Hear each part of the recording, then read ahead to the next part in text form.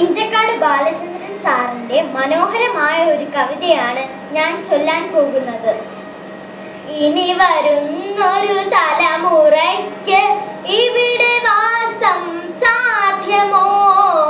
ഇനി വരുന്നൊരു തലമുറയ്ക്ക് ഇവിടെ വാസം സാധ്യമോ? മലിനമായ ജലാശയം, അതിമലിനമായ ഒരു ഭൂമിയും, മലിനമായ ജലാശയം, അതിമലിനമായ ഒരു ഭൂമിയും. ഇനി വരുന്നൊരു തലമുറയ്ക്ക് ഇവിടെ വാസം സാധ്യമോ? ഇവിടെ വാസം സാധ്യമോ?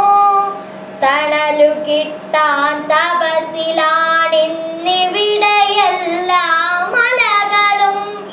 ദാഹനീരിനു നാവു നീട്ടി വരണ്ടു പുഴകൾ സർവവും.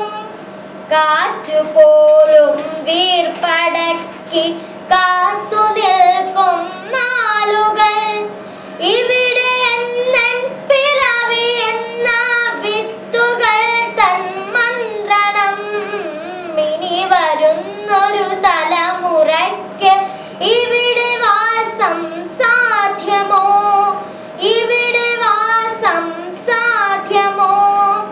ഇലകൾ മൂടിയ മർമരം, കിളികൾ പാടിയ പാട്ടുകൾ ഒക്കെയങ്ങു നിലച്ചു കേൾപ്പതു പൃഥ്വി തന്നുടെ നിലവിളി. നിറങ്ങൾ മായും ഭൂതലം, വസന്തമിങ്ങു വരാത്തിടം. നിറങ്ങൾ മായും ഭൂതലം, വസന്തമിങ്ങു വരാത്തിടം.